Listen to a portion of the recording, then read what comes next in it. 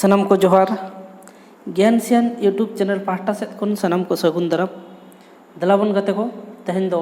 Are मिट्टी video अगू गाते हेज एकना आर नोआ वीडियो दो बन नेल दाड़ेया आलांग ठाव इदी काते बन पढ़ावा place of articulation Santali grammar रेना गे मिट्टी पाठ कना आर रोनोल जहां दो रोनोल को लैया जहां को जुदी नोआ चैनल पुलु बन नेलया उनको दो सनम को अरदास नोआ चैनल बन सब्सक्राइब मा ओना साथे बेल आइकन से घंटी बन दावमा एनखान नुकान नवा नवा वीडियो अगू कते हिजुआ आर आपे ठे अडिल गो नोटिफिकेशन सेटरवा आर कुसिया खान बो लाइक शेयर कमेंट तो आलो बन लिया देला ताले तेहना वीडियो रो बन नेला आलांग ठाव संताली चिकी को जहां ठाव ठेत टेहाब कातेन आलांगो कना ओना लहा बन उरुम लगे मनमी मोचा और मुँह रेना जहाँ को हड़मो हटिन से हिंस तलाते रोल आलांग बो पोटेला ओना को दो हुयुक कना हटो कांठा तरु तलुआ डाटा लुटी मुँह और मोचा लातार रे मेना आलांग आलांग पोटेल होचोय रे जहाँ हड़मो हिंस सांगे एनेम टिआ ओना ठाव लेकाते आलांग से चिकी छटियर गानोआ ओना लेकाते ओल चिकी रेया चिकी को एआई थोक रे हटिंग आकना ओना को दो हुयुक कना मिद रे कांठा तरी आलांग बार रे तरु तरी आलांग पे रे तलुआ तरी आलांग पुन रे डाटा तरी आलांग मोने रे लुटी तरी आलांग तुरुई रे मु तरी आलांग और या रे दो कांठा लुटी तरी आलांग देला ताले नोआ कोगे नितो दो मिमिटा तबन बिसलिया नोय नोआ चितर रेबन नेल दाड़ेया कान गया ओका दो ओका जगह को मेता ओना को बन नेलमा आर बो ठिकैमा आबोआ आलांग जहां उडुगो कना ओना को दो ओका कोरे खन तकिजो कानते इना पुष्टव निष्टव आजमो कना देला ओना कोगे तेहेन दोबन बड़ाय लगे पुइलु रे एम कना कांठा तरी आलांग नो नोडे दो कांठा तरी आलांग और बार रे एम कना तरु तरी आलांग नोडे दो तरु तरी आलांग पे रे एम कना तलुआ तरी आलांग नो नोडे दो तलुआ तरी आलांग और पुन रे एम कना डाटा आलांग डाटा तरी आलांग नोडे डाटा रे तरी आलांग मोले रे एम कना लुटी तरी आलांग नो दो लुटी तरी आलांग तुरुई रे एम कना मु तरी आलांग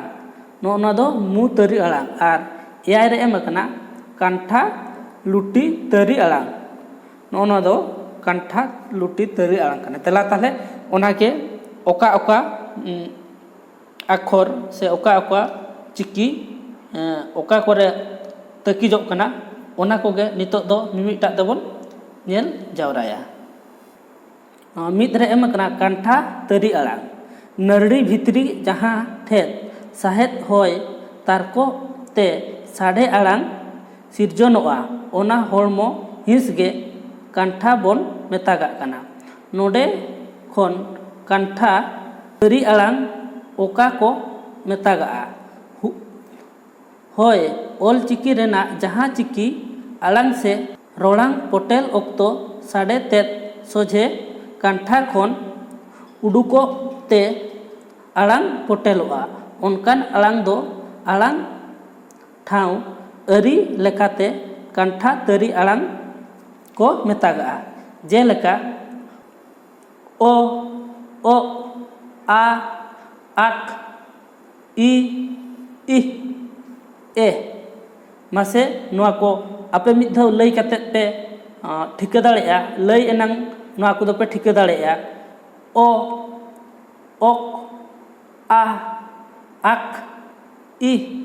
इ ए को आलांग से रोलांग कातेन बन बिडव नेलमा नेलाबन नोआ को चिकी आलांग को दो मोचा नासे चाहब कातेन साढ़े आलांग सोझे कांठा खन उडुक एना बुझाᱹᱜ ᱠᱟᱱᱟ ᱱᱚᱝᱠᱟ ᱟᱲᱟᱝᱚᱜ ᱪᱤᱠᱤ ᱫᱚ ᱠᱟᱱᱴᱷᱟ ᱛᱟᱹᱨᱤ ᱟᱲᱟᱝ ᱪᱤᱠᱤ ᱪᱷᱟᱹᱴᱭᱟᱹᱨ ᱟᱠᱟᱱᱟ। ᱛᱟᱨ ᱵᱚᱱ ᱧᱮᱞᱟ ᱛᱟᱹᱨᱩ ᱛᱟᱹᱨᱤ ᱟᱲᱟᱝ। ᱛᱟᱹᱨᱩ ᱛᱟᱹᱨᱤ ᱟᱲᱟᱝ ᱥᱮᱬᱟ ᱢᱟᱲᱟᱝ ᱛᱟᱹᱨᱩ ᱚᱠᱟ ᱠᱟᱱᱟ ᱚᱱᱟ ᱴᱷᱤᱠᱟᱹ ᱡᱟᱹᱨᱩᱲᱟ। ᱞᱚᱠᱞᱩᱠᱤ ᱥᱟᱢᱟᱝ ᱠᱷᱚᱱ ᱮᱦᱚᱵ ᱠᱟᱛᱮᱫ ᱪᱮᱛᱟᱱ ᱪᱟᱦᱟᱵ ᱨᱮᱭᱟᱜ ᱠᱮᱴᱮᱡ ᱦᱤᱸᱥ ᱢᱮᱱᱮᱠ ᱛᱟᱹᱞᱩᱣᱟᱹ ᱦᱟᱹᱵᱤᱡ ᱛᱟᱞᱟ ᱢᱟᱞᱟ ᱱᱟᱥᱮ ᱦᱟᱹᱵᱤᱡ ᱦᱤᱸᱥ ᱜᱮ ᱛᱟᱹᱨᱩ ᱠᱟᱱᱟ ᱟᱨ ᱛᱟᱹᱨᱩ ᱛᱟᱹᱨᱤ ᱟᱲᱟᱝ ᱫᱚ ᱚᱱᱟ ko ᱢᱮᱛᱟᱜᱟᱜᱼᱟ। ᱚᱱᱮ ᱡᱟᱦᱟᱸ ᱪᱤᱠᱤ ᱨᱚᱲᱟᱝ ᱥᱮ alang potel okto alang chetan sed latum ruwal katen taru jhak anit ge alang poteloa onkan alang do taru tari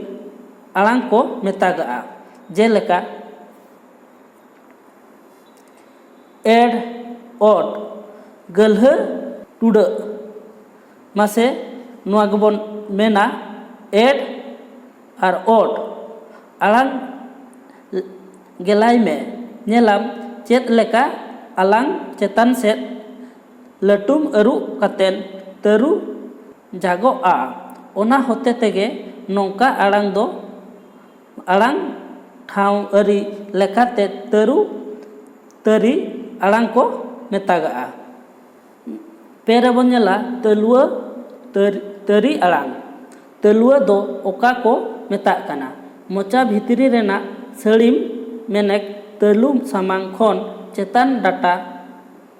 thep dhabit mocha renang ketek his ge telua ko metak kana node khon telua tari alang do oka kana hoy jaha chiki alang okto alang mocha renang telua his se jote dai onkan alang do telua tari alang ko metaga jeleka ach ir uch ut rela farka se noa ko chiki alang legai me nyelam alang dap chet leka mocha bhitri telua his re kana onate nongkan alang do alang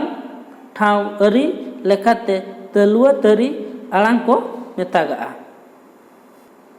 ina pore pun rebon nyela data tari alang data do mocha rena joto khon ketek ar nyuman his kana manmi mocha re chetan latar bar thor pante te data gete sajau menaa ol chiki reya jaha chiki se akhor arang okto ar alang data jopote doa onkan alang do alang ari lekate data tari alang ko metaga jeleka ot ol is en el mase noa ko tahle bon mena enkhan bo badai dalea ot ol is en el ele nyelam alang chetan data jur re jogo kana onate nongkan alang do alang ari lekate ko data tari alang ko metagaa mole rebon nyela luti tari alang manmi mocha samang re mit jol luti menaa ona luti kin huding marang chahap sikup katalate abo rolbo poteleda oka chiki rolang se alang joho luti kin jopote doa onkan alang do alang thau ari janij luti tari alang ko metagaa jeleka am ep op mase am ep op chiki alang legai me nyelam luti kin jopotet anij ge am ep op alang do napai leka potelok kana onate nongkan chiki ko malang thau ari lekate luti tari alang ko metagaa तुरुई रे बन नेला मु तरी आड़ांग जहाँ चिकी रेया रोलांग ऑक्तो साडे are साहेद होय मु सेते उडुको गे उडुक ते आड़ांग पोटेलोआ उनकान आड़ांग आन चिकी दो मु तरी आड़ांग चिकी को मेतागा जेलेका ओंग आम इन इह उन एन ओंग आर मुटुड मासे इन आड़ांग लेगाय में नेलाम इन आड़ांग दो मु सेत तेगे नापाय लेका पोटेलो कना ओनाते नोंकान मु सेते आड़ांगो चिकी को मु तरी आड़ांग चिकी को मेतागा इया रना बन नेला डांठा लुटी तरु आड़ांग ओका चिकी रोलांग ऑक्तो साडे ते डांठा खन सिरिजो ते लुटी किन हुडिंग मारांग चाहाब सिकु बांखान जोपोटेत तालाते आड़ांग पोटेलोआ उनकान आड़ांग दो डांठा लुटी तरी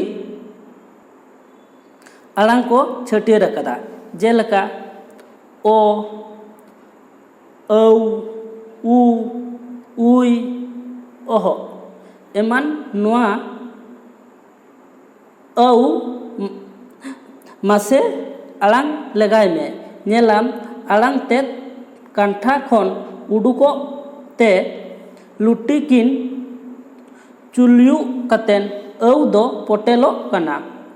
नोडे खन लई गानोआ जे औ दो आड़ांग ठाव अरी लेकाते कांठा लुटी तरी रेया आड़ांग कना उनकागे ओ उ उई आर ओहो चिकी को रोलांग बिडव लेखान नेलोगोआ जे आड़ांग दो कांठा खन तारको उडुक कतेन लुटी किन चुइलु आर सिकुप तालाते रोड़ोगोआ ओनाते नोआ दो चिकी दो कांठा लुटी तरी आड़ांग को मेताग कना तेहेኛ आड़ांग ठाव दो नोडे गे चाबा हकना आर बाबन बुझाव दाड़े कान खान आर रुह बन नेलमा एनखान बन बुझाव दाड़ेया छि जुदी सिखनत लेकना जिनिस बन नाम किया एनखान वीडियो बन लाइक मा ओना सावते चैनल बन सब्सक्राइब मा और बेल आइकन से घंटी बन दबाव मा आर हो नोकान नवा नवा वीडियो अगू कते हिजुआ मा तले लाइक शेयर कमेंट दो आलो बन हिड़िया मा तले वीडियो दो नोडे गे तहन कना आर मिट्टी वीडियो बन जापामा इना धाबिते सनाम को गोड आर जोहार।